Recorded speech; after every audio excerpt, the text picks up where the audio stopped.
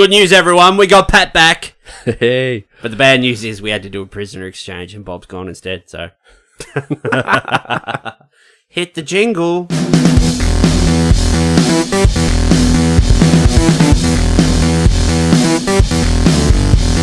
Hello, everyone, and welcome to the Bearded Geeks, the weekly grab bag of topics covering movies, comics, video games, and TV.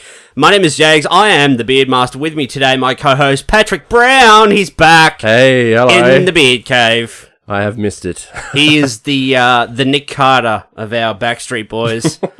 Or the Brown Street Boys. There you go. Yeah. Brown Street's back. That's pretty good. We should write a song about that. That'd be pretty good. Might make a few dollars on the side. It's funny how a week off can kind of make it seem so long. You know, it feels like I've been gone forever. Did you listen to last week's episode? Yeah, it was good. What do you think? It's good. You two guys, yeah. Did you nod and agree? And Yeah, yep. I thought it was really good. Yep. Yeah, some good flow there. yeah, Nice. yeah. Lots of stream crossing. Yeah. Yeah. It's just us two boys. Yes, just us two boys. Bit of news, everyone. We had an episode all planned and ready to go for today to record.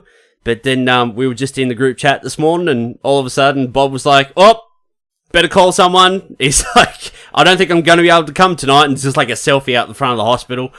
Baby's on the way. So, baby's on the way today. So we haven't heard anything yet, but assume it's probably one of those long labours. So hopefully everything's good, and I'm sure it is. Sure everything's fine. But Baby Baxter's probably halfway out by now. Well, Bobby even said last week, halfway out. Jesus. Oh, geez, that week in captivity didn't do you any good. So. Fuck, what was I going to say? No, Bob even said last week, he's like, if it's anything like me, it'd probably be late, but it's baby's a week early by the look of it. A week exactly, I think. Yeah, about that. Yeah, so welcome to this episode of The Bearded Dads. It's exciting. Yeah, I know, right? Yeah. It's kind of surreal at the same time. I know. We're like, the baby's finally coming, but then we just like think about them, how it is for them. So. Yeah, I was thinking the same because like it's going through it a couple of years ago, and that's why I'm kind of like run us through it, mate. Run us through the dad brain. Well, you're about to be a dad. The wife's in labour, for however many hours, short labour, long labour, whatever. Run us through it. What's going through your head? It's pretty scary. I found for our situation it was very confusing at first because ours was 4 weeks early. Little Mason. Yeah, Mason was a month premature, wasn't he? Yeah, and so we were kind of like, this can't be it. It's a bit soon. And we were very confused for like an hour. So Alira, well, it was pretty funny. Let's tell the story of what we watched. Guardians of the Galaxy. Brent brought his DVD around that Guardians night. of the Galaxy just came out on Blu-ray that day. We arranged like a movie night because we all went and seen it. We loved the movie, the first one. And we're like, I'll bring it around. We'll watch it. And we grabbed dinner and stuff. So we grabbed dinner and we watched the movie. And then we're talking about, because, Lyra's a month away from, the 9-month bloody finish line or whatever. And I was like, we're talking about pregnancy and whatever and having the baby. And I was like, it's going to be like this. It's going to be like this. Like in that scene in Ace Ventura, like in the second one where he's like, comes out of like the rhino's butt.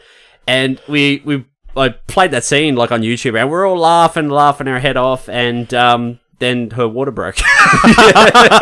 She at first we didn't know. She just ran off up the hallway and went into the toilet. We're like, what the hell is going on there? And then I went up there to ask her what's going on, and she's like, I don't know. She's like, I feel like I just weed myself. She's gonna love you telling this story. I know. She was so embarrassed she was too embarrassed to even tell the nurse on the phone. And I was like, no, we've got to. This could be something. And I was confused. She was confused for like ages. We were just like, nope. Well, she was, and I was like, you have to go to hospital now. Yeah. And eventually got her mind around, and we were like, yeah, this is probably happening. It's happening. Because she could start to feel some contractions too. So, anyway, we got straight to the hospital. We rushed to the hospital and they were like, yep, this is it. Your baby. He's coming. Baby's coming. And, after a little bit of, after some talks and stuff, they were actually, they were like, well, we're going to have to do a Caesar. And it went, we're like, we're going to, you'll have your baby in your hands in about an hour. We're just sitting there going, okay.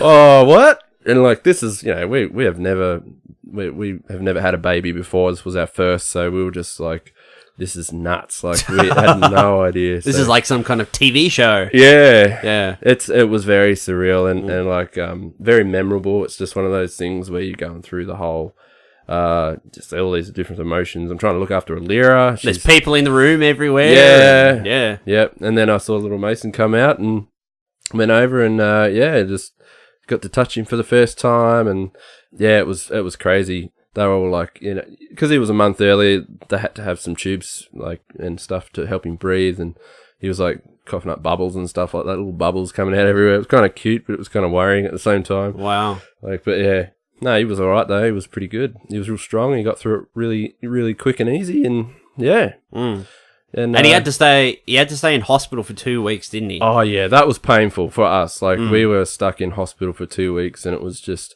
You're really uncomfortable, especially for Alira. She couldn't sleep. She couldn't, everything was just bloody packed with stitches and everything. And she couldn't walk, because she was cut open and all that. So, but it was kind of good for you guys though, because that 2 weeks was like baby boot camp. It was. It literally was. Because we had no idea about babies, and we were never really baby people, so it was all new to us. And then. That was basically like 2 weeks of schooling for how to be a parent. So that was pretty awesome in that way, and I would probably do it again. Like as painful as it was. Well, got another one on the way. Yeah, I'll be in Bobby's situation in about probably 3 months or so. I can't. Yeah, something like that. Yeah, so Bobby will be back and Pat will be gone. Yeah, we got another one on the way, so that's pretty good, and it's going to be pretty exciting. Little bloody babies, eh? Yeah, little boy as well. Jeez, it's another brown boy running around. That's all Alira needs. A house full of men. Yeah. Jesus. Mason will have a little brother, so that's going to be good. Anyway, Bob and Hayley, we're sure you've had the baby by now by the time this comes up. Yeah. Yeah, good luck, and we love you both. Yeah, and congrats. Yeah, congratulations. So, Pat, I might...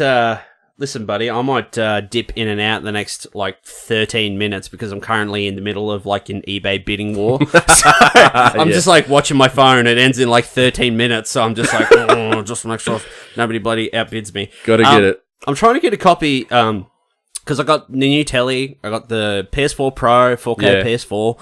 I got the new sound system. So I just bought a 4K Blu-ray player. Yep. And it turned up today.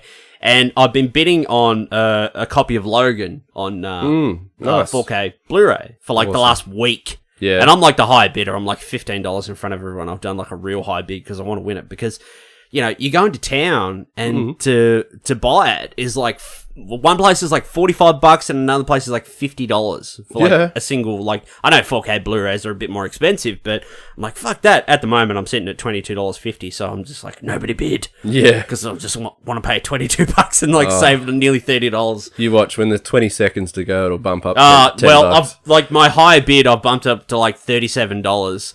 Yeah. So I don't think anyone will go that high, but I'm hoping if we get to about $30, I'll be happy. But we'll see. 11 minutes, 45 seconds to go. So nice. Just keep an eye on that for the next 10 minutes. Ooh, bidding war live.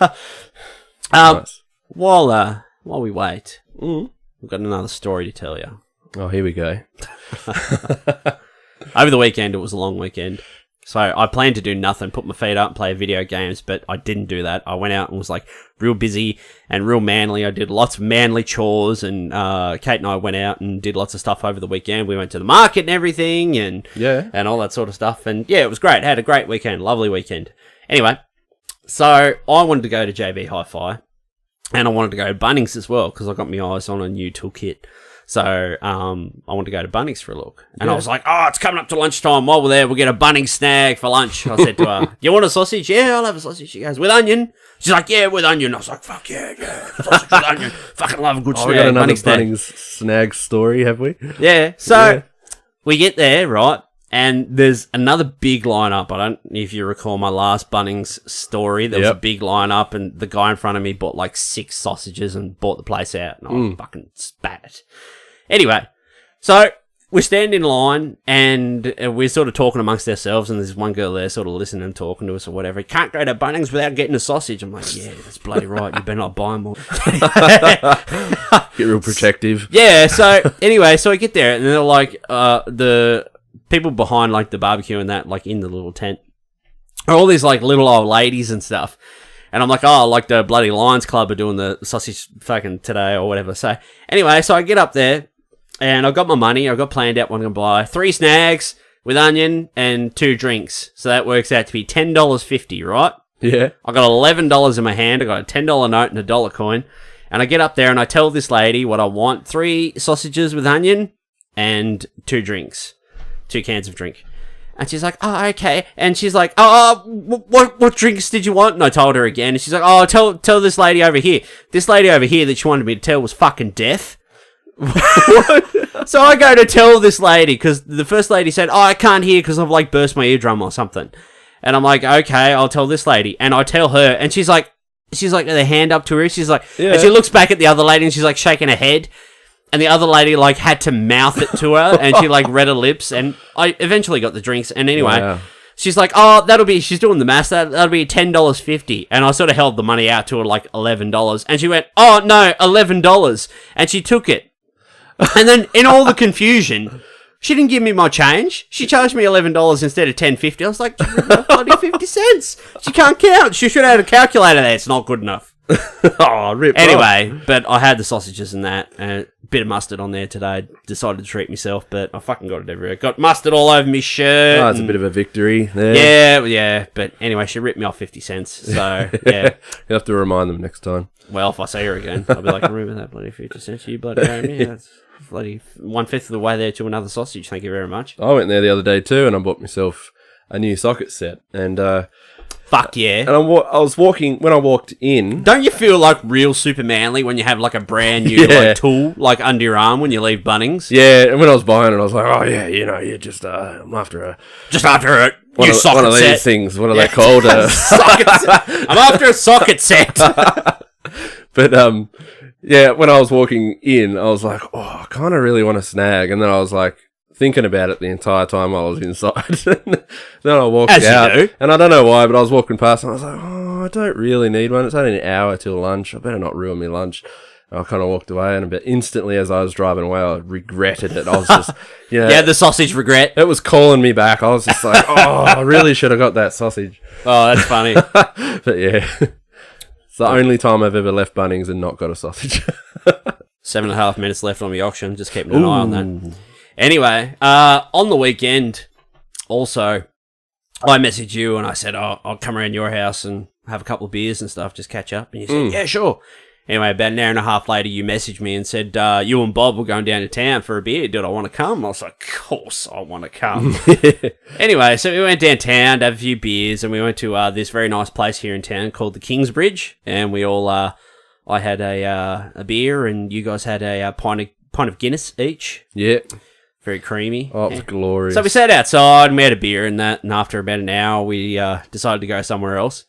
So we went for a trek, and the place we wanted to go to wasn't open. So we decided to go to the Penny Royal. I don't even know what it's called now. Like Van Diemen's Land something or whatever. Here I am walking through going, oh, isn't this awesome, Brent? Or Matter or whatever. It's like, oh, I don't know how to describe it. It's like this like little kids like adventure place, but it's like not like a shit fucking thing where they sell like sausage rolls out of the thing. It's like a real nice place, like a real nice bar, like an expensive restaurant, little ice creamery and stuff. But there's like pirate ships and shit, and like kids can run around and get like a gemstone thing you can walk through in the dark and stuff. And the ship goes around the middle, like it actually moves and goes around. And there's like a bungee jump thing you can jump off as well. And anyway, so Pat's loving this place, and Bob titled it perfectly. Well, we call it Dadland from now on. Dadland. So we went there and we had a beer and stuff. And when we were leaving, it was getting a bit late in the afternoon. Pat was like, "Oh, better get home. He's got visitors coming. Better get home." I was like, "Righto." So we're going.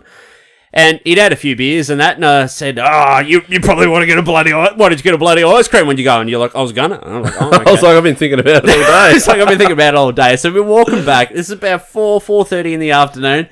And we're walking back. It's like this little, like, old-timey looking ice creamery with, like, glass windows and a real nice door and stuff.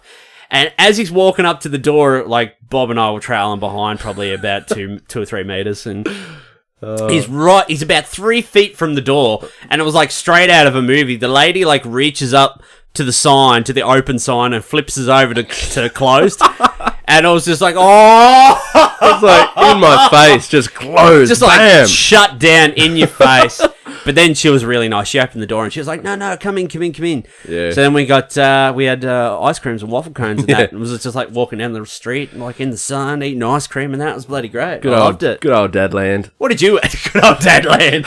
I was going to buy shares in Dadland. I had rum and raisin. And I had 2 scoops. I had rum and raisin and bubblegum underneath it. What did I have? I had English toffee and the boysenberry blast. Yeah. Which was great. It's good. And Bobby had the English toffee and the salted caramel crunch or whatever it was. Had like little bits of like salted caramel or whatever in that in. Yeah. I'm just thinking about it. Are we going back there on the weekend to get ice cream? We should. Yeah, fuck, we should. I actually really liked that bar in there. That was really nice. I'm actually catching up with a mate on Saturday at the Kingsbridge for a drink. So yeah, cool. You should come. We'll go get an ice cream afterwards. Yeah. Yeah, nice. When's that? Sorry? Saturday afternoon. Yeah, yep. I should be around. Fucking lock it in. 4 minutes left, mate. 4 minutes. I'm keeping an eye on. Oh, it's starting to go up. Somebody's bidding. Oh, no. It's gone up $2. That's me, mate. Got my phone out. I'm like, oh, I want that Logan Blu-ray. Just like I was bidding on that bloody Yowie you wanted. I'm going to outbid you. Yeah. So we had an episode planned today. We were going to do another top 5 list. Won't tell you what it was of. But it was a really cool list that we actually were all pretty pumped to do. I'm actually really excited to do that one. What we're going to do is we'll save that till we're all available, and we'll probably do that into the new year. Makes more sense to do it with 3 of us around, hey? Like all of us. But, so we don't know what we're going to do, so we're just going to wing it.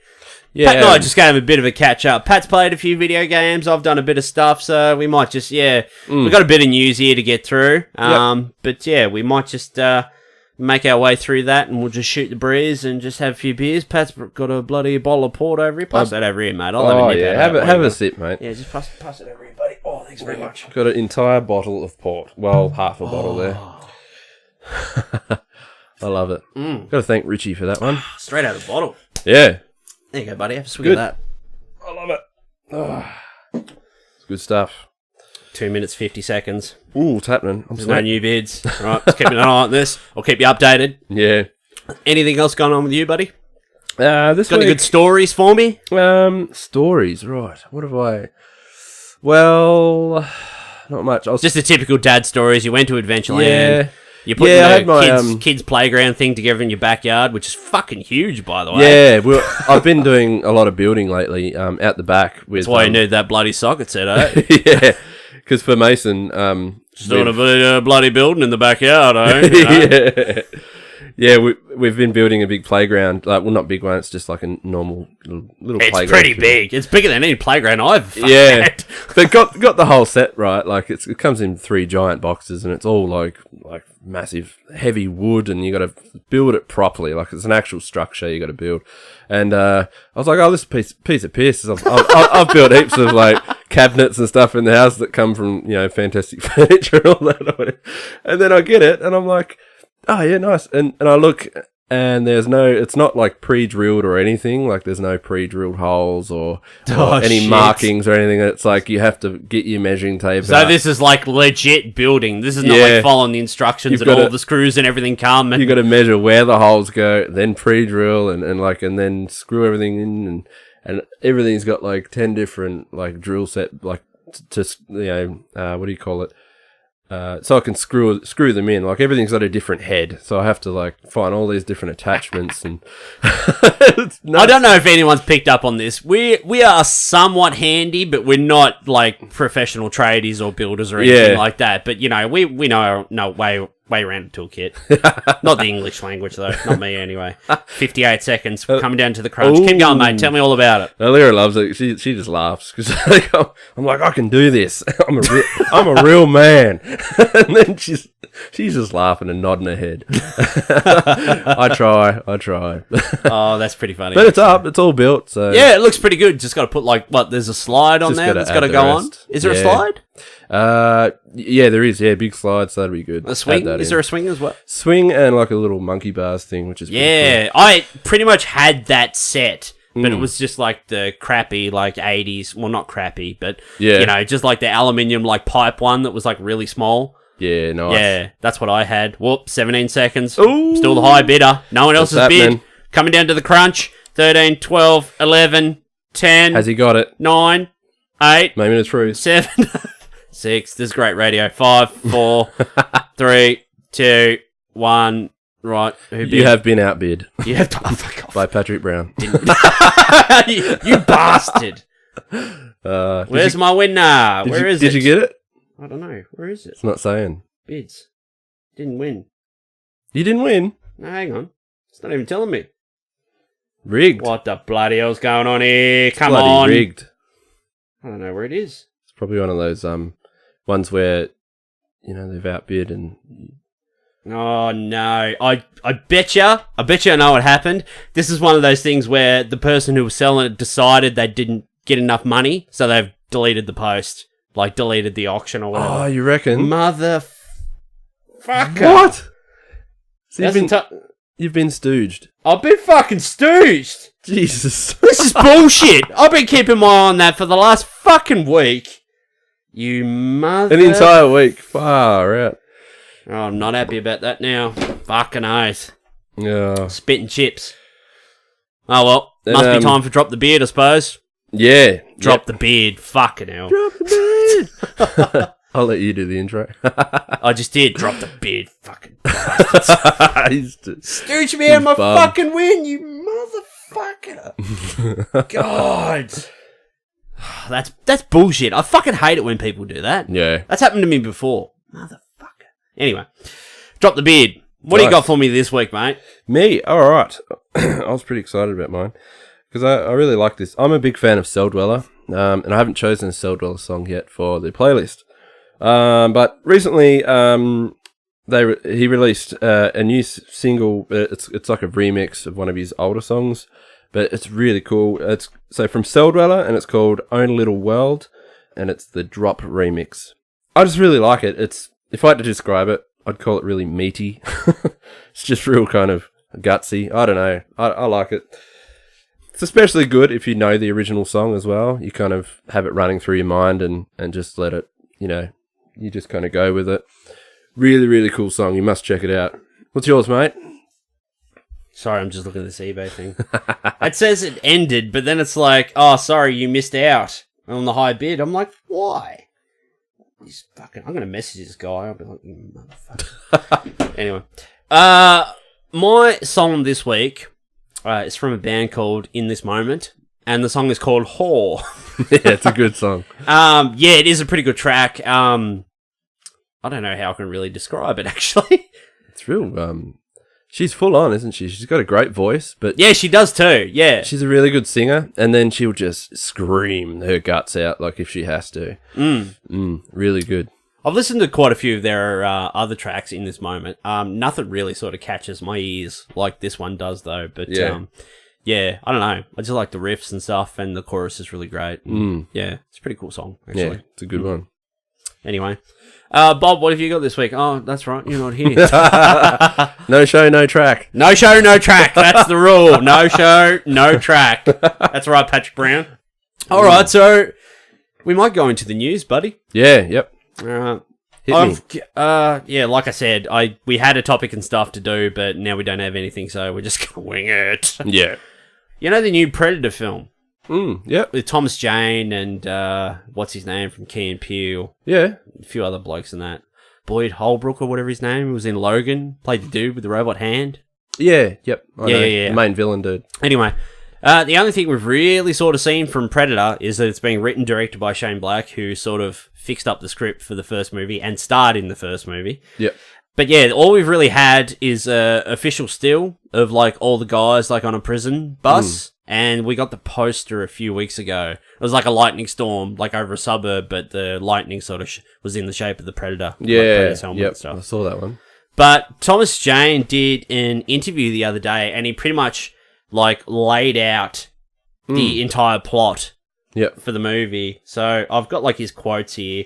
It's not really spoilery. It's all the stuff you'd find out in the trailer.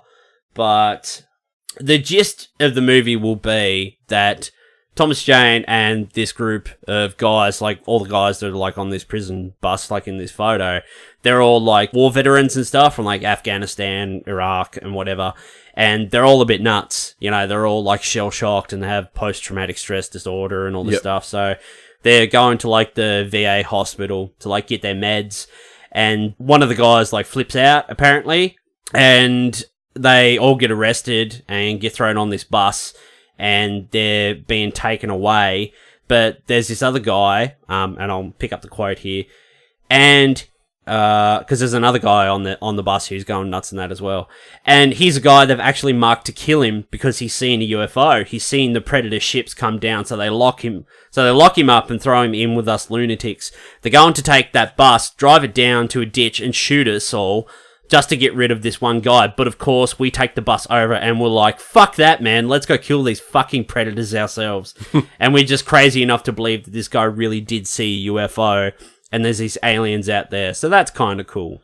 So, yeah, the plot, like these ex-war veterans are on, shell shock, post-traumatic stress disorder. And, they're like, fuck it, man. Let's kill some fucking predators, like in the suburbs and that. So, yeah, the plot of that movie sounds like it's pretty interesting just reading off that. But, I'm looking forward to the first trailer for that as well. Yeah, I hope it's done well. And so, it sounds like it's going to be more in a, not the jungle. It's kind of like in a city now. Yeah, in the suburbs. Yeah. Well, that's different. Yeah, I think it's the suburbs, yeah. I don't know if I've heard.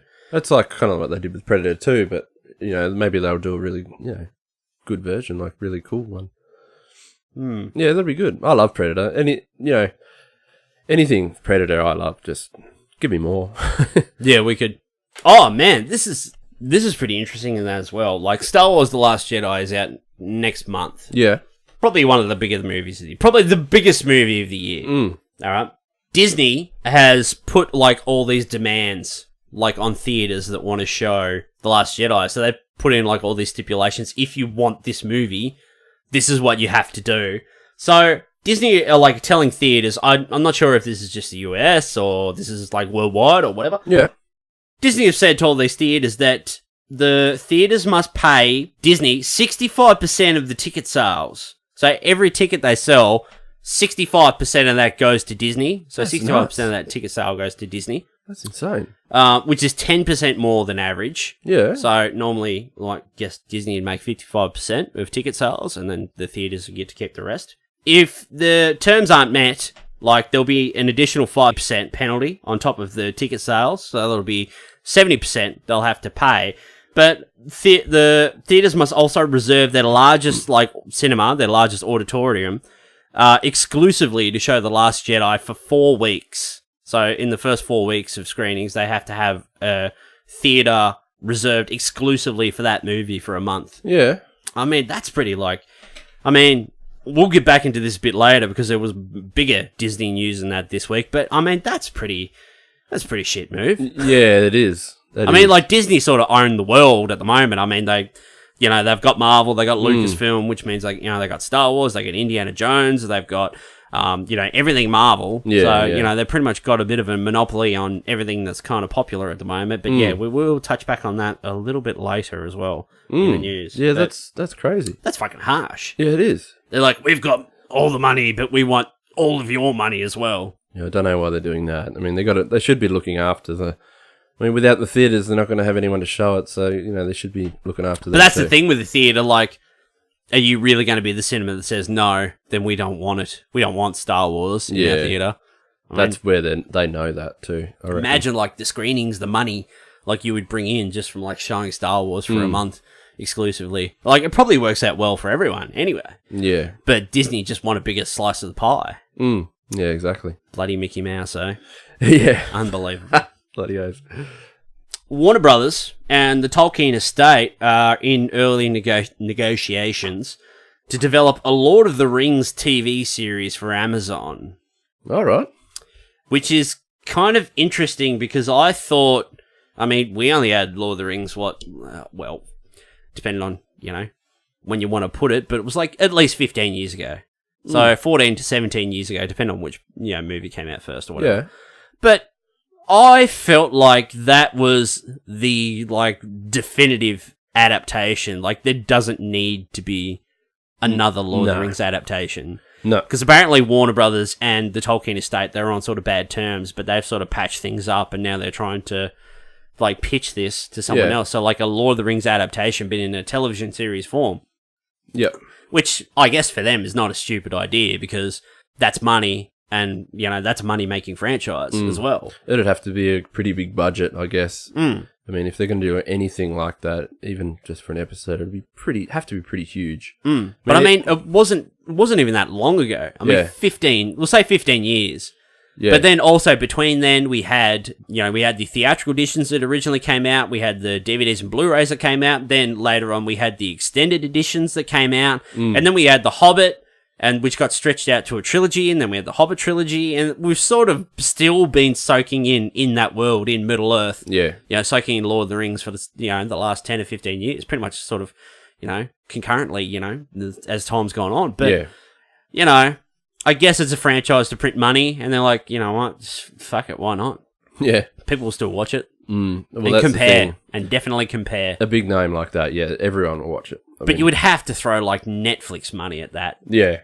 Because if that wasn't as good or better than the qualities of the films, people would just disown it straight away. Yeah. And they're like, these effects aren't as good. This is like TV quality, like Lord of the Rings. This isn't good enough. And I think it's only just this day and age where TV shows can almost get to that movie quality, can't they? Like, I mean, you look at Game of Thrones, the later seasons, they started to really get that movie quality. I mean, those dragons are insane. And anything else that's similar to that, I mean, isn't it though? Like, it's pretty good these days when it comes to TV. You can really get that high quality. That's true. Yeah, that is true. I mean, there are a lot of shows out there that, I mean, in the age that we live in now, like streaming and everything, I mean, it wasn't like before it just was like television series sort of just relegated to, your basic TV stations, but now with like streaming and streaming companies and streaming services, like, just point the finger at Netflix, Yeah. I mean, Netflix have been around for probably over a decade, well over a decade in the US. It's just that, like, here in Australia, we didn't really get it, since the last couple of years. Yeah. But I've watched, like, a lot of TV and stuff that I used to watch 10 years ago that used to reference Netflix, Yeah. And I'm like, I know what Netflix is, but we don't have that over here. We're not good enough, But now, look, what an age we live in. Yeah. But yeah, I mean, they've got money. Like, Netflix aren't scared to spend money. But then Amazon isn't exactly Netflix, is it? They don't sort of have that money. And maybe they don't want to go into that sort of debt. What other shows are on Amazon? I've got no idea. Yeah, I don't know. I'm not even familiar with Amazon at all. I don't even know what they show. But... That's like CBS at the moment, like with Star Trek Discovery. Yeah. Like, they just started their own streaming app, like CBS Access, I think it's called, their own streaming app. Yeah. But it was pretty much, it launched when Star Trek Discovery launched, because they pretty much made Star Trek Discovery, and they're like, okay, we're going to put it on this streaming service, pretty much making, like, Star Trek fans and that have to get this streaming service to be able to watch it. So they pretty much, that's the only thing they've really sort of got on there. They sort of hedged all their bets on that. And they're like, this is like the biggest, we've had like a massive opening, all these subs and that. It's going better than we ever expected. So we're going to do like season 2 of Star Trek and that now. I'm like, the only reason, like, people are subscribing to this is because you tied their hands and they had to. Like, if people sign on and watch the first season of Star Trek Discovery and go, this is no good, I'm going to get rid of this. Yeah. Like, what's going to happen if you decide to, do season 2 or all these other shows, you know, with bigger budgets and stuff? Like, that's it. That's probably not, like, very good thinking. Monetarily wise, anyway. I'm surprised with Netflix. They're bringing out some really good stuff, hey? We just started watching Mindhunter. I've only watched like the first 20 minutes, but I watched the first episode, yeah. Yeah. The first, you sort of have to get past the first episode, and then once you get to 2, she opens up. And, but last night, I was going to go back to Mindhunter, but I rewatched Psycho last week, Alfred Hitchcock's Psycho, and that movie just gets, like, that is a masterclass film. It just gets better, like, every time you watch that. And off that, I'm like, I was sitting there last night, and I'm like, what am I going to watch? I need something to watch. I was like, maybe I'll watch an episode of Mindhunter or something. Nah, not really in the mood. And I thought, I might start watching Bates Motel, because that was something like I've wanted to watch for the last couple of years, but just never jumped on it. So I'm like, I put it on last night, and I'm like, I'll watch an episode, and then it finished, and I was like, oh, that was really good. I want to watch another episode. I'll watch one more.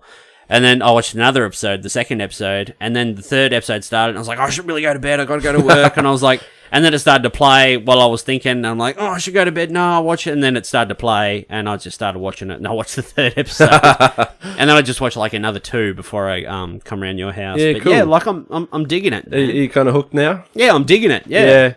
Leah and I watched that, like, we've watched it all up to date, but I think we haven't watched the last season, there's one more season we haven't seen, so, it's really good. Yeah, addictive. yeah, I'm digging it, man. Yeah, I'm I digging like it. Yeah, I chewed my way through that actually. What else we got here? Oh, there was a rumor just off the presses today. Hot rumor.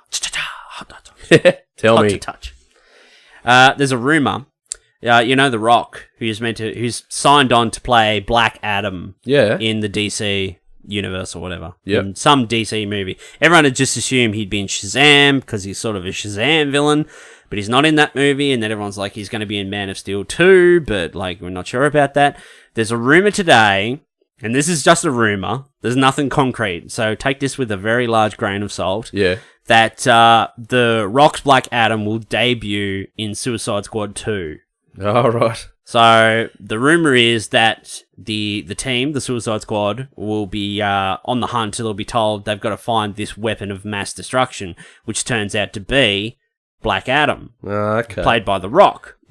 So that'd be a real interesting kind of dynamic. I don't know, man. Are you interested in Suicide Squad 2? Like, I mean, after the first one, it leaves a bit of a bad taste in your mouth. I'm a bit like, originally I thought it was, over time it's just kind of, you realise what it was like. And I was just sold on that first trailer. That first trailer was so good. Yeah. It could have been the greatest movie, like, really good. But the problem was DC at that time, maybe they still are, they're just rushing to play catch up. They just want to get access to all that money that like Marvel's making as well. They're like, we can do it as well. I mean, David Ayer wrote the script for the Suicide Squad in 3 weeks. And then they pretty much went into production straight away. They still could redeem themselves, and Suicide Squad 2 could turn out to be, I mean, what if that was like a really, like, hit it nail on the head, really good movie, like, that could be, and then that maybe it might repair that and just make them, Like, I just want a good movie, man. Like, I'm all for a Suicide Squad 2 if it's good. There are things I like about that movie, but then at the same time, it's woefully put together. It's boring. All the best bits that were in the trailer weren't in the movie.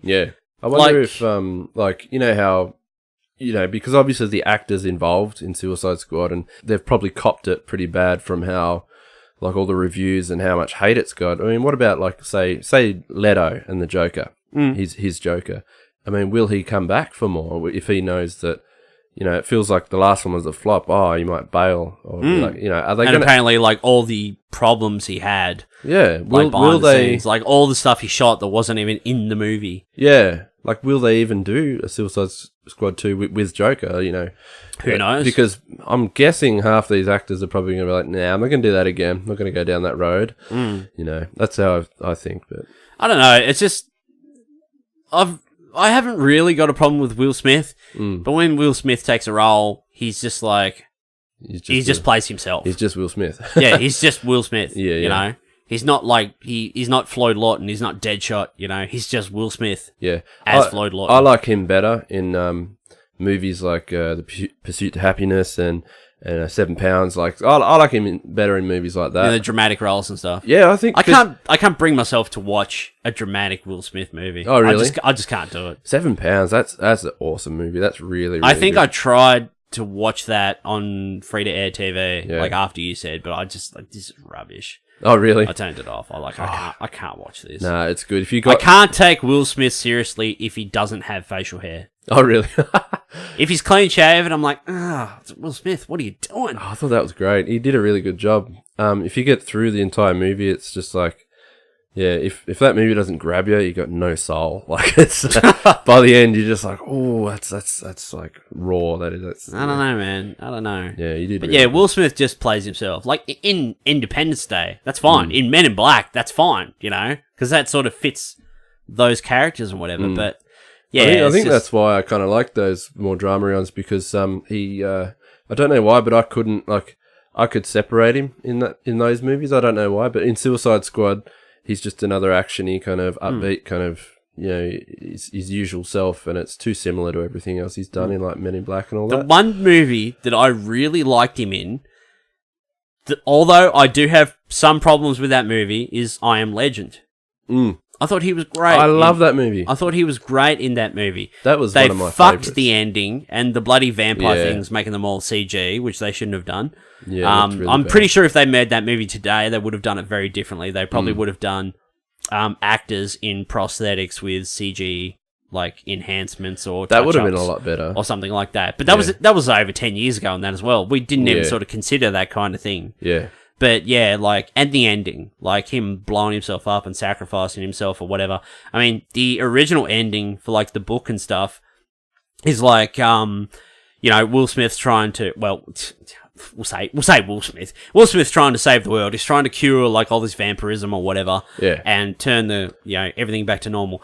The original ending in the book is that it flips the coin because we'll say the vampires, they are like the dominant species on the planet now, and the I Am Legend title refers to Will Smith's character, whatever his name is, Robert, whatever. I can't remember what his name is. Yeah. But like he's the bad guy. He's the boogeyman, like to these vampires. Yeah. You know, like he is the legend, like the legend of this guy. Like, you know, he's a myth or whatever. But you know, he realizes at the end of that, he's like, wow, he's like, I'm actually the bad guy. You know, like that would have been to all like this new race of like vampire-ish creatures or whatever. He's like, I'm the bad guy. They should have really done that. Yeah, that would have been a lot better. But it's just there were no balls to the end of that. Man. No, it was just, I blow myself up and it went to Hollywood. Even the alternate ending was slightly better than that. And I just hated it how he killed himself. Like he didn't kill himself. He died at the end and I was like, wow, that's just. And then crap. there's hope that the bloody cure is going to work or whatever. And just like, but the alternate ending is that the head vampire dude, because he's captured one of the vampires to like do tests and stuff, they're trying to break back in. They're trying to break into his house to get her, to free her. Yeah. That's the alternate ending. Yep. And then they have sort of this visual exchange at the end, like he picks her up and goes to carry her off, and Will Smith's just sort of sitting there, and there was sort of like, it was like a half-assed attempt at the end of that book. Yeah. Like, you could interpret it as like, wow, like he's actually the bad guy, like in that film. But yeah, that's actually one Will Smith performance that I actually really like, especially the scenes where it's like, because he's been alone for so long, like he's in the video shop and he's like, like making eyes at the cardboard cutout and stuff. He's like, oh, he's like, you look at me. I like he's like, just like those moments in that, because like he's been alone for so long, like he's gone a bit, he's gone a little bit not loopy, but you know, sort of detached, and you know, that's how anybody would sort of act. He needs something to talk to. I mean, you just got to look at like Tom Hanks in Castaway. I mean, he starts talking to a volleyball. You know. Wilson! Yeah. Anyway. What were we even talking about? Suicide Squad. Some more news. That's what we were talking about. Yeah, we went on a rant from the news. Alright, now this is like one of the biggest news things of the week. So this is to do with Disney and everything, but we'll go to this. There's a report this week that's come out that Disney and 20th Century Fox have been in talks for 20th Century Fox to sell off the movie side of their company, like the 20th Century Fox. So apparently the story is that Fox want to keep the news side and the sports, but I think everything else they want to get rid of. So all their film properties and everything in that they want to get rid of, and Disney are looking at buying it. So the whole head of the article was that, like, you know, the Fantastic Four and the X-Men could be coming back to the MCU. If Disney buy these, like, they're all going to come back to the MCU. You can integrate the Fantastic Four and the X-Men back into the MCU. Let's talk about that first. We'll talk about Logan. Fucking eBay, bloody... Oh, God, I'm still mad about that. Logan, Hugh Jackman, when he hung up his claws, he said he would come back to play Wolverine again if Wolverine was in the MCU. Oh, okay. If this went ahead, what's to say they couldn't just go back to Hugh and be like, hey, Hugh, mate, how you going? You want to come and be in an X-Men movie and bloody Doctor Strange, Captain America to make an appearance? How do you feel about that? Do you reckon that would mean that, you know, they would kind of I suppose they wouldn't. I'm thinking the old Wolverine, like from the Fox movies. I think they would they merge them with as if they already existed in the MCU? I don't know. Maybe possibly aspects. That way, it's not such a waste of movies. If they did anything, you know, I think the only real sort of actors they would probably bring back would be Wolverine, Hugh Jackman, probably Patrick Stewart as Charles Xavier, maybe Ian McKellen as Magneto, because they're like the guys. They're like the three biggest like dudes. Because I was going to say, if they bring Hugh Jackman back into the actual MCU, then technically it all existed before everything that before him. That's a possibility, but then they could just be like, they'll just won't reference any of that. We'll bring we know people want this guy back as this character, and we know if he was in a part of this universe, part of this franchise, would you like to see he would do really well. A fresh new Wolverine? Like, would you like to see a new actor, a younger one, kind of take on the claws and as a new refreshing change? Like this is their chance. They could refresh it. What would you think? If this did go ahead, say Disney did buy Fox, they got the Fantastic Four back, they got the X-Men back, and they wanted to get Hugh Jackman back, I'd be totally fine with that. I would love that if he come back. Me too. I don't know if they would do it because they probably look at the longevity of it. They'd be like, okay, it would be great to have Hugh back, but we want to do X-Men movies for the next 10 or 15 years and have Wolverine pretty much start fresh from now. Yeah. So we're going to get someone else. I love Hugh, and I love him as Wolverine. That's all I can picture him as, and they're all the best. Any performance he's done. But I think if it ever happened, I'd actually really like to see, as much as I love Hugh and as Wolverine, I would love to see a fresh new one. I think there can be some really standout roles that could take it. You know, you'd have to get someone with some real thick facial hair, though. Yeah. You know, that can grow a real good beard. I think, like, if Kevin Feige and Marvel, Disney got all this back, you know, I trust them. Like, they haven't sort of led me astray yet, so they would do fine. Yeah.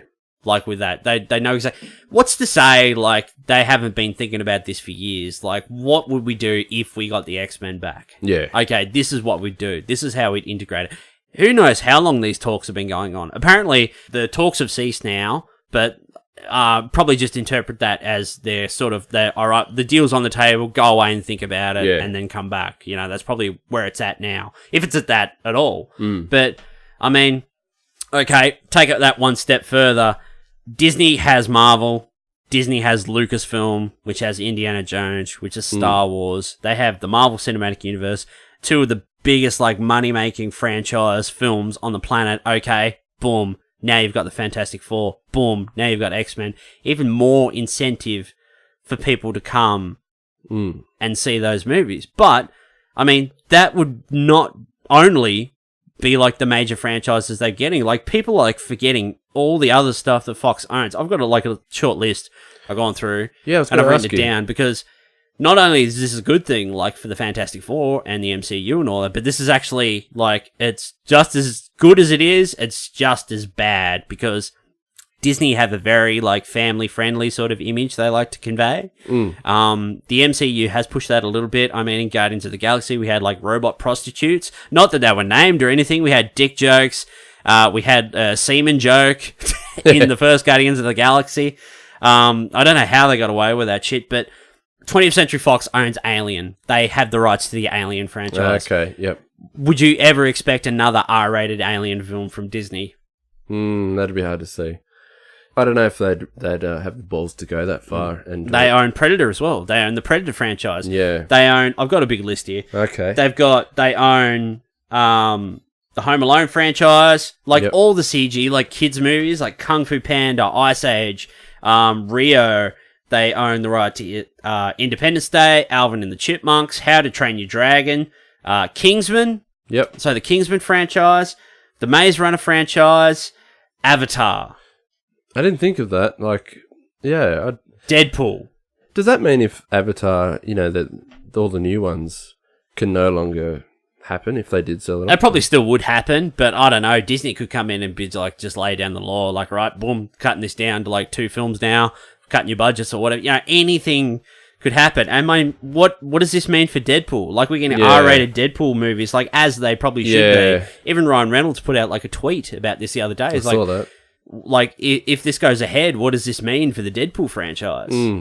But one thing I think, if Disney did buy this, and they've got, like, all these money-making franchises. Look at it. They've got Alien, they've got Kingsman, Fantastic Four. They've got the Planet of the Apes franchise. Oh, okay. Do you know what they might do? I was just thinking. Here's the thing, though. Yeah. This is the bombshell. Fox owns The Simpsons. All The Simpsons on TV, the movie rights and everything. One thing I think they would maybe do is maybe still, like, all these franchises that they own, maybe they'll just still keep 20th Century Fox intact, like, as a sort of under the umbrella of Disney. Yeah. So sort of off that offshoot, they can still do sort of more edgier movies and stuff, but not like being directly under the Disney umbrella. Yeah. So like Disney doing an Alien film, like, what are they thinking? Disney, which owns 20th Century Fox, which is doing another Alien film. Oh, okay. That sort of separates it a bit. It sort of separates them a bit from Disney. Yeah, well, that's kind of like, I was just thinking, imagine, because it's not really hard to kind of imagine. I think maybe Disney, maybe their plan, they might even do, for all the more R-rated adult stuff, they might even open up an entire new studio that's still old Disney stuff. They own it now, but they might open up a whole new one that's going to put all that under there. So maybe they'll put all the Deadpool and the stuff under some new studio. I mean, it could happen. Yeah, maybe that's just exactly what I was saying. Yeah, they could just to separate it. From Disney, so it's not like directly under. Yeah, exactly. It doesn't say Disney on the bloody DVD cover or something like that. Yeah. Like, we still own the studio. Yeah. And we'll put someone else in charge. And they'll call it something else. Maybe they'll still run it as 20th Century Fox or just 20th Century something. Who knows? Whatever. Yeah. But yeah, still keep it under that umbrella, because to throw away like all these franchises, Alien, I mean, Deadpool, Independence Day, not that made any bloody money or whatever, but there's no way they would just can all those kind of titles, and they would definitely have to put it under some money. kind of... That's money printing franchises. Like, if they're done right, those franchises will print money. Yeah, they will print lots of money. Even I don't know exactly how this works, but apparently Fox, because Fox originally had the rights to like Star Wars and stuff, like the original like Star Wars releases. Yeah. And everyone's like been saying for years they want the original sort of unaltered trilogy out on Blu-ray, but apparently there's been a lot of red tape because Fox still sort of own, I don't know specifically, I didn't look it up, I was meant to, but I forgot. They still sort of own the rights to the original releases of the films or something, so they couldn't like put the Blu-ray out without without being in bed with Fox, and they probably have to split the funds or something like that, which they wouldn't want to do. But if Disney bought 20th Century Fox, all that Star Wars stuff would be back under the Disney umbrella, and then we'd probably get, the original Star Wars trilogy on Blu-ray, 4K Blu-ray. Yeah. I mean, that's even something I've noticed. Like, Disney are really smart, and like Lucasfilm before them were really smart when it came to Star Wars, because I was looking up like 4K Blu-rays and that, and like, none of the new Star Wars movies are out on 4K. Oh, right. Really? Because when they bring them out, obviously, because they want to because they know that people, if a new Star Wars something comes out, people will flock to buy it. Like, The Force Awakens came out, they brought it out on... It's been a while. They brought it out on Blu-ray and DVD. Probably 6 or 7 months later, they brought out the 3D Blu-ray. Everyone went out and bought that. Rogue One come out, everyone buys that. Once all these, Star Wars movies are out, maybe they'll have a bit of a break. They'll bring them all out on Blu-ray. They've been out individually. Okay, now we're going to bring out a big box set, which is all of them in one big box set. New stuff. Everyone's going to go out and buy that. And then after that, 12 months after that, we're going to bring out the 4K Blu-rays of all these movies. All the film nuts and Star Wars fans are all going to go buy all those. I mean, it's money. Like, Star Wars just prints money. Yeah. And I mean, they're really smart about it. They would, like, the filmmaking, business is exactly that. It's a business. Like, we make movies to make money. We don't make movies because we're artists or because we care about the product or whatever. Like, at the end of the day, we care about the figures on the page, So, yeah. But then again, like, what happens to all the TV shows? Like, Fox is doing all these X-Men TV shows. They've got Legion. Yeah. They've got The Gifted.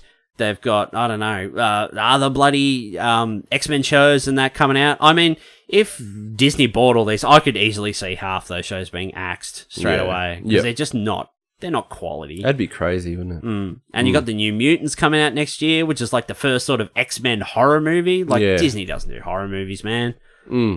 But they would be smart to like keep it under a separate umbrella, which fits under the Disney umbrella. So I'd imagine they'd probably still like keep that sort of studio intact, and they're like, okay, we're just going to take Fantastic Four over here, we're going to take the X-Men over here, and we're just going to run everything else under that umbrella. Yeah, they'll do that.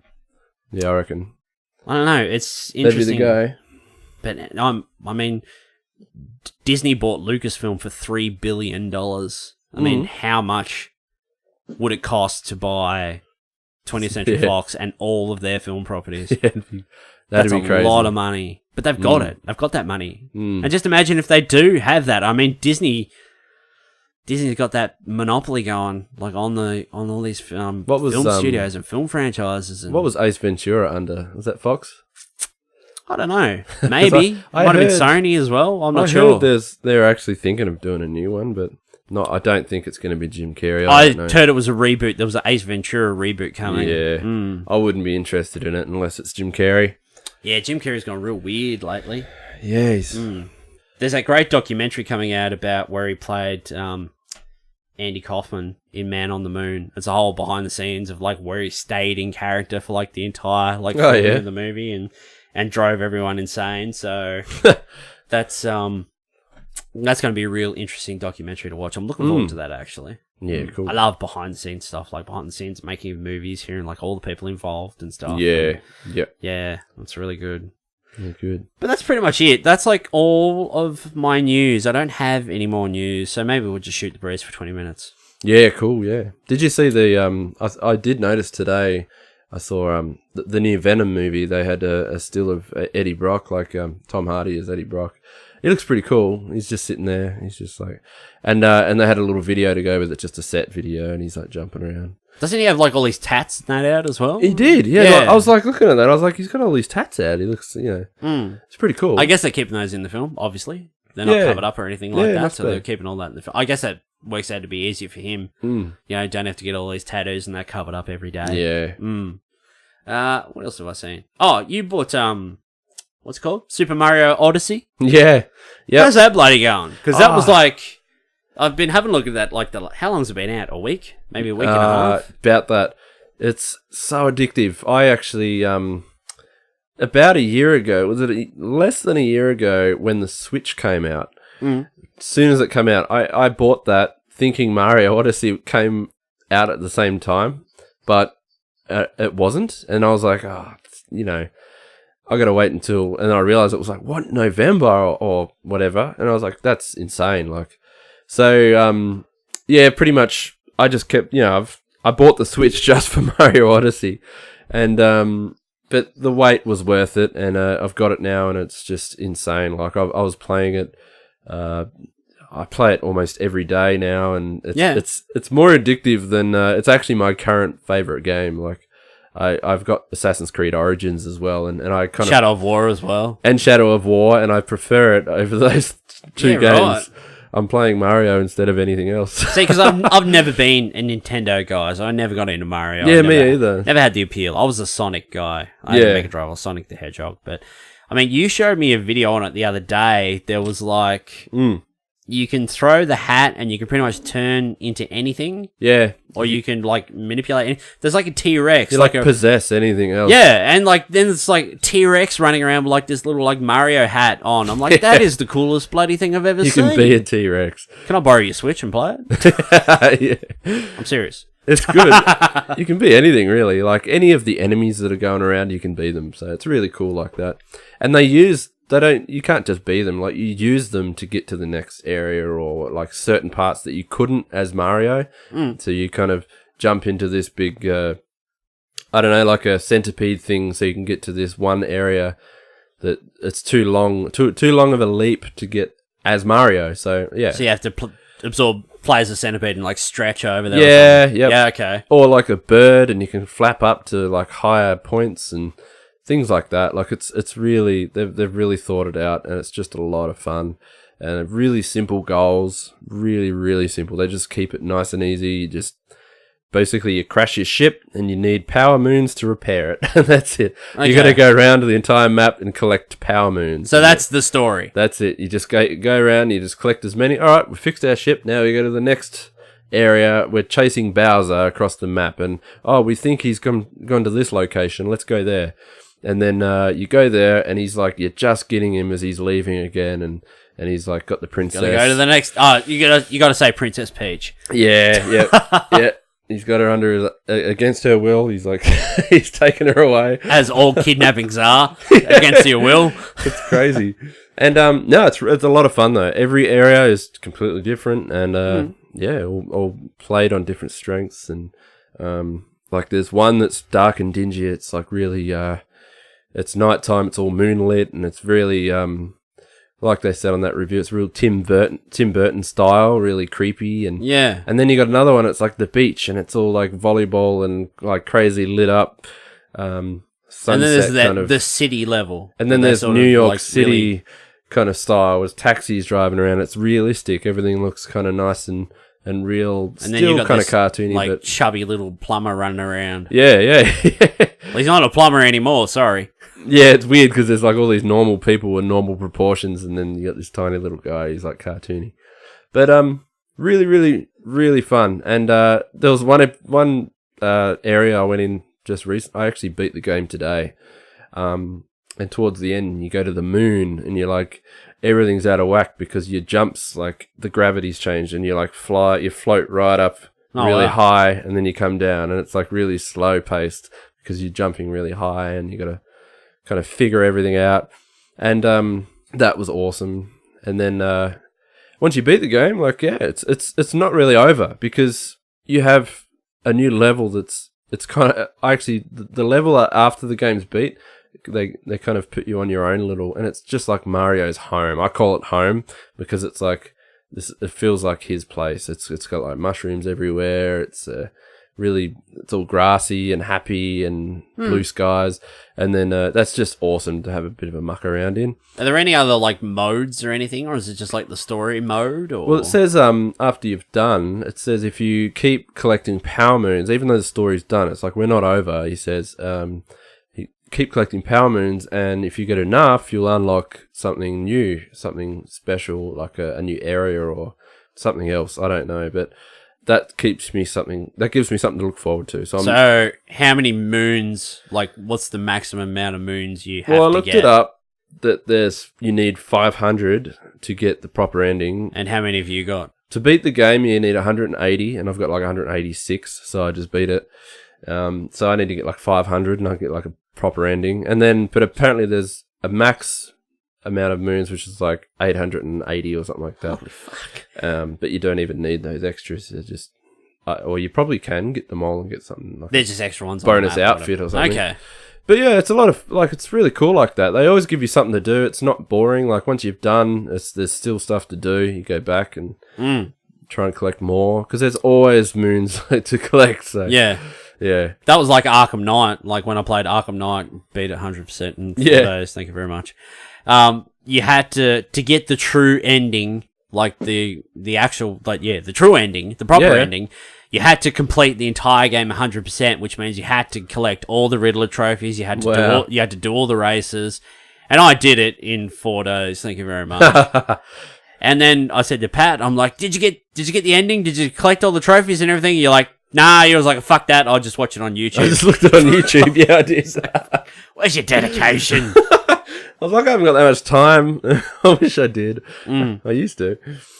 Yeah, but in Mario, the other fun thing is just outfits. Like you can like you can't just buy them straight off the bat. You have to earn them. So you got to go around the map, collect a certain amount of those purple coins, and then you go back to the shop. If you've got enough, you can buy all these new outfits. Like today, I got like a pixelated outfit from Mario 64, and he's like all pixelated, and you know he's like as if he was back on the Nintendo 64. Yeah. So I got that outfit, and it's really cool.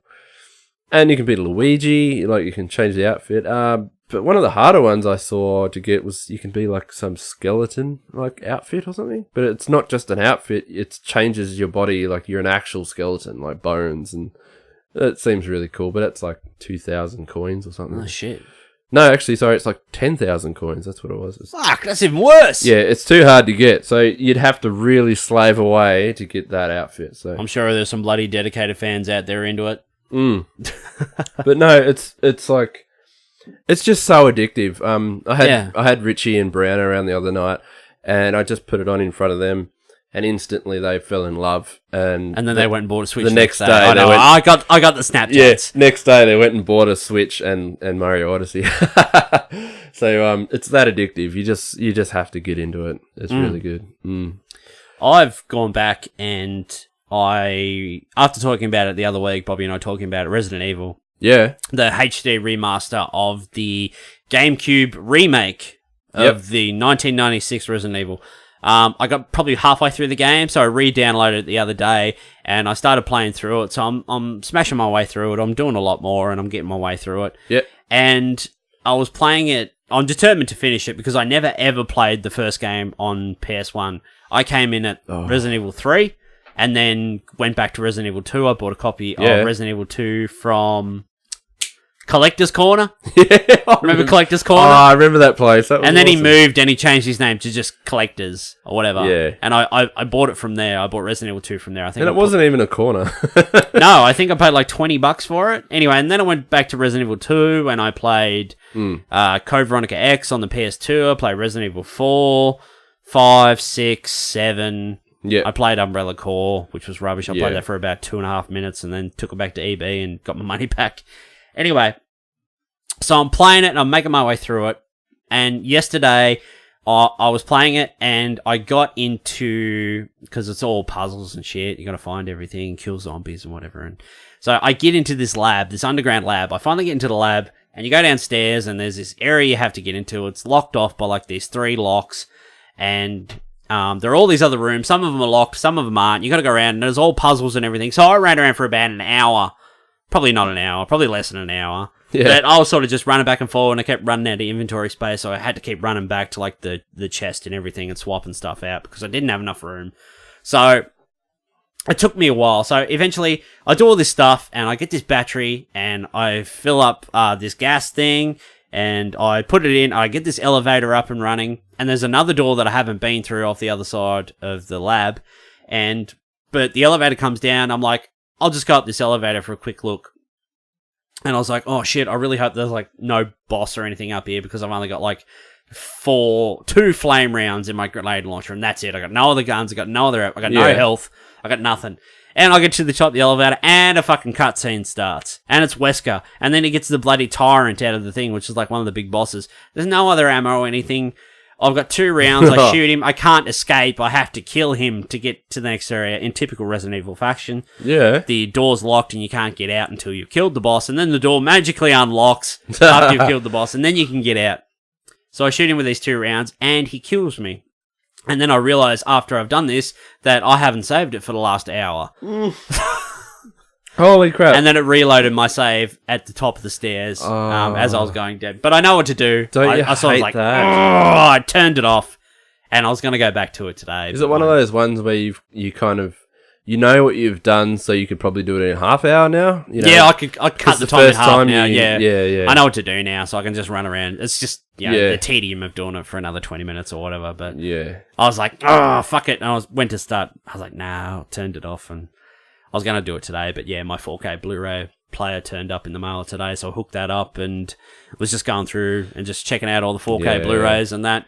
And then I went and bought Planet Earth 2 on 4K.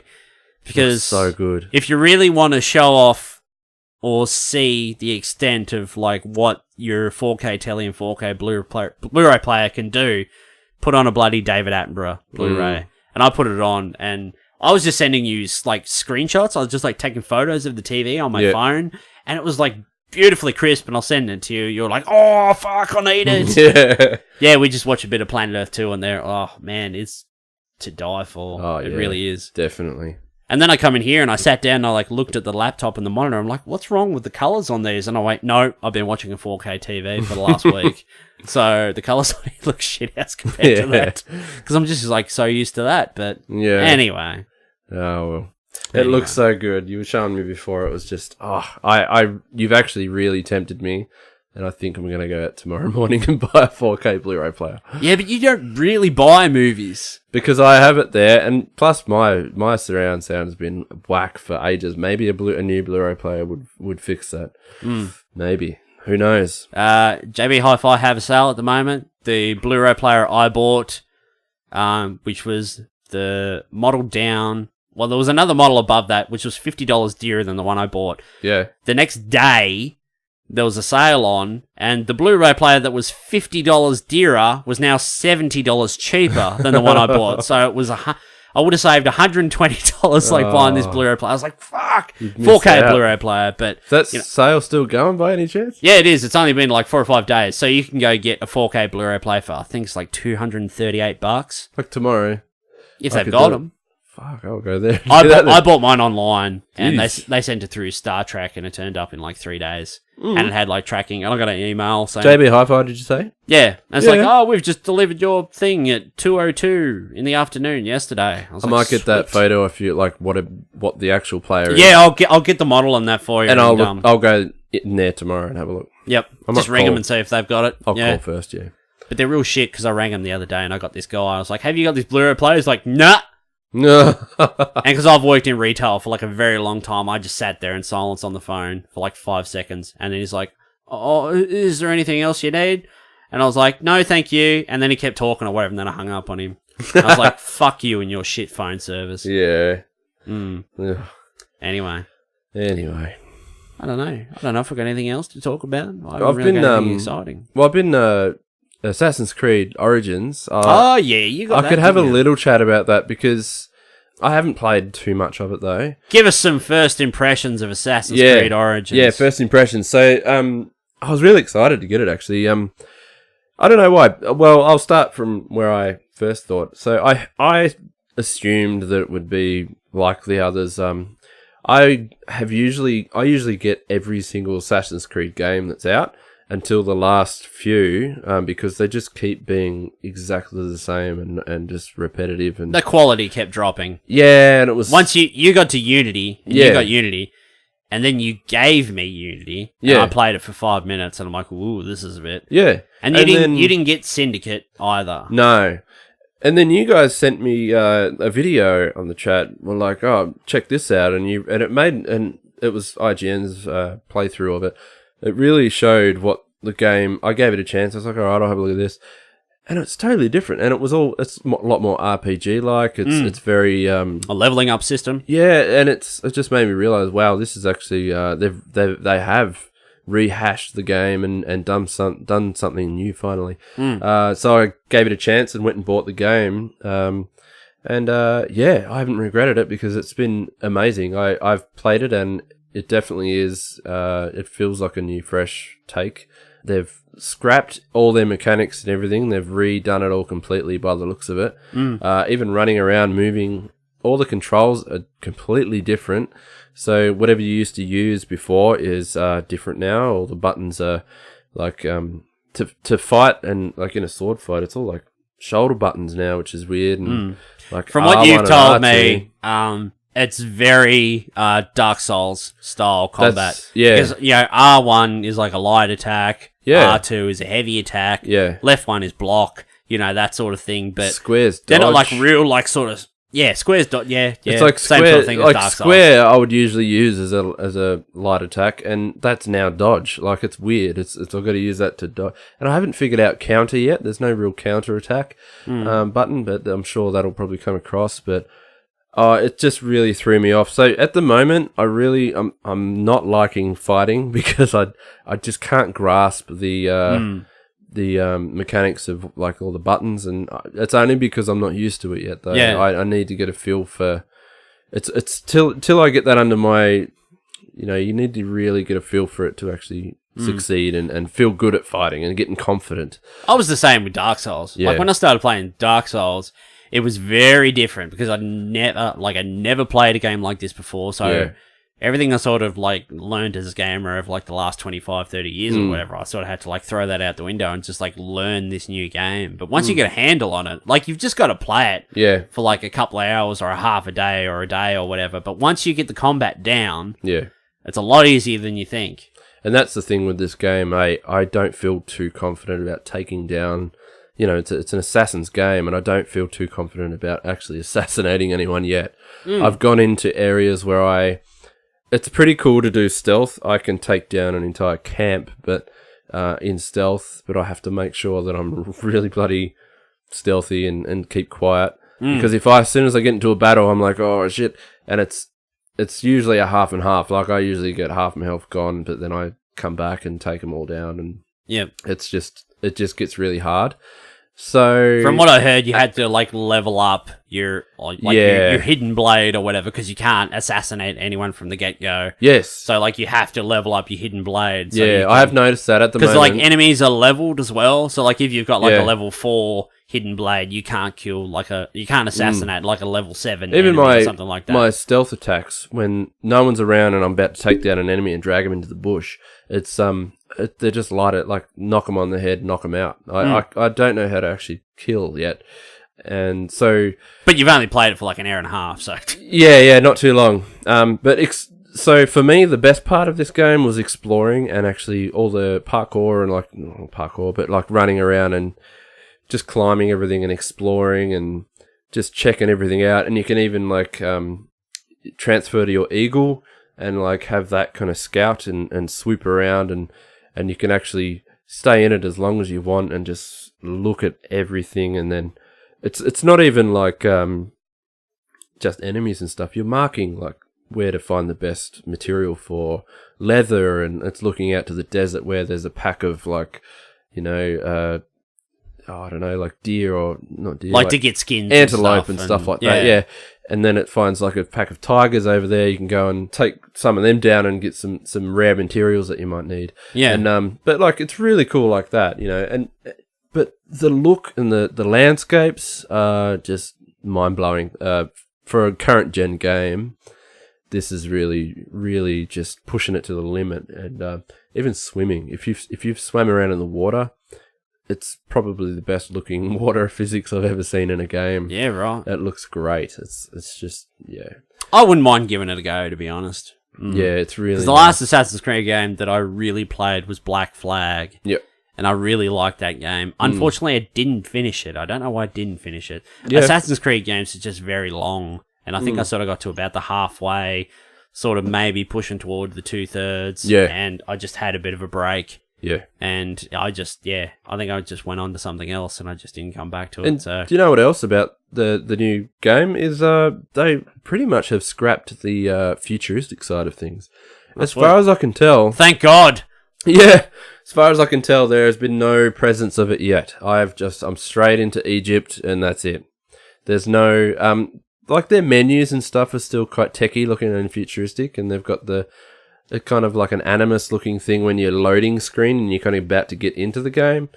But there is I haven't seen any of that kind of thing yet. It's just been straight into the old ancient times. So it's pretty cool. I kind of hope they don't. I just think they should leave it and just let it be back in, authentic kind of back Egypt. Yeah. I wouldn't mind having a go at it. I might have to bloody. You should, yeah. Yeah, I'll lend it to you. If you're going to keep playing Mario. Yeah. Well, I just got through that now, so I can probably play some Creed now. I'll borrow the Switch off you then and have a go. Yeah, you should. You should, actually. I wouldn't mind having a go at the Switch, actually. It's something that really intrigues me. Not that I've ever been a Nintendo guy. I just like the idea of portable. It's just really nice to play something a little bit more I don't know, bright and happy and simple, like straight to the point, like just collect coins and bloody moons and stuff. Like, I don't know why, but there's something about it that's just it's takes nice. the pressure off. It's a relaxing not having play. to watch play The Last of Us. Nothing too serious. Like that trailer the other day where it was fucking like people getting their elbows smashed and all that. Oh Jesus! Go back to Mario, turn into a T-Rex and run around. Because those kind of games, I usually wait till it's like night time. All right, the kids are asleep. I can get in the mindset. I can get in there and soak into it. Spend a night and evening playing games or whatever. Those are the kind of games. But Mario, I'm like, it's like I put it on around 5 o'clock dinner time. Dinner's cooking or whatever. Mason's here, just playing around on the couch. Chuck Mario on. It's a bit of a play, a bit of fun, and just jump around here and there. And it's one of those easy games you can do that. You can just bounce around and then turn it off straight away. I put Crash Bandicoot back in the other day, and because I got stuck on this level, it has the 3 games on there, but I can't jump to the second game and start playing the second game. I have to get through the first one first. But I'm stuck on this level, and I just can't get past it. Which one is that? Is that the one where you got to jump up, and it's like the Aztec-y kind of level? Oh, I think so, yeah. I know the one you mean. I don't know. I just got right to the end, and then you got where you jump on the platforms, and they, like, spin around. Yeah, and you've got, like, jump in the middle. Yeah, I just kept dying. I was like, fuck this, I'm going back to play Resident Evil and shoot zombies. It's impossible, that game. It's crazy. I want to get through it, but I just can't. Yeah. And then Kate was getting ready the other day, and then she came out and she's like, did you die again? I was like, yes. But it is one of those games that it really makes you feel like you've earned it. When you get through and you've done it, you're at the end, you're like, yeah, well, that was a hell, like, that was crap. And it was shit because it kept dying, but got there. You earned it. Like, that's a bonus. Like, it's one of those, like, a winning. You really feel it by the end. I love video games. Yep. Really on the video game binge lately. Like, there are so many games I wanted to play. I went back to play a bit of Horizon, and had more time. I played a bit of Resident Evil. We're trying to get through that, and I still haven't really touched Shadow of War like too much, but. I need to go back to that, but... I played a fair chunk of that now. I'm probably halfway or more, I'd say. Probably halfway. Yeah. Yeah, that was good fun. It's been really good. I think it's only because I've played the first so much. I absolutely smashed the first game and just everything, did it all. And I think I got to that point where you really got a grasp of how to, taking over all the armies and everything. That when I'm playing through this one I'm not even halfway, and I already feel like I've done it all, and it's all like it's a bit repetitive. It's repetitive. You've taken over it's not too repetitive because they open up new bits where it's like, oh, now you can take over the warlords and all this kind of stuff, and then it's like, okay, that's something new, and I can I'm up to that bit, so I can start doing that, but. It's still really fun and addictive, and their gameplay style is insane. Really, really fun. It's like taking down. You can't beat it. Like, really good. And they've got a cool photo mode in there too, haven't they? Yeah. I tried to have a go at that, but it's just getting the right moment, the right angle, the right amount of blood and stuff. Yeah. I love how you can you kill a guy, and you're like, yep, he's done, and he comes back, and he's all like. You may have defeated me, like but I'm an hour back. Later. I've got metal parts and that now. Yeah, and he's all like half. I had that a couple of times. Got like a metal arm and yeah. That's good. Those are really cool moments because but then he keeps coming back. You have fucking smashed through that port. I know. I got to slow down. What do I have? Like half a bottle? Yeah. Now there's like what? Less than a quarter? I better leave it now because I don't even realise. I just keep picking it up and having a swim. Yeah, I've been watching you. Anyway, I think that might do it. We might wrap it up. Yep. Yeah, no worries. All right. So, Patrick Brown, anyone wants to find you online, where can they go? Yeah, you can catch me on my official website at patrickbrownart.com, or you can go to DeviantArt at deviantart.com/PatrickBrown, and then... Facebook, Patrick Brown Art. Here we go. Well done. Yeah, well done. I nearly got there without messing up. And you can find the Bearded Geeks on Facebook, facebook.com/BeardedGeeksPod, on Twitter at BeardedGeeksPod, on Instagram at the Bearded Geeks. We're pretty much on all the social medias and that, but yeah, we don't really have like too much sort of content to post up. at a lot of times. Like we could, but I just do not have the time to devote so much to it. But yeah, you know, maybe one day things will start to take off and yeah, might have a few more opportunities and stuff. But yeah, who knows? But yeah, if you want to get on TeePublic, buy a shirt, you can. What else, Patrick Brown? Oh, if you want to listen to the show, you can jump on and listen to the show on SoundCloud. You can also download the episodes if you want. Take them around with you if that's easier. iTunes, and we're also on YouTube. So if you're on any of those and you have a listen, just give us a bit of a like. Maybe you want to subscribe as well. Yep. I'm starting to plan out the episodes for the rest of the year because we're going to take a break over Christmas and the New Year and come back into the show in January. I think we'll probably take 2 weeks off over Christmas.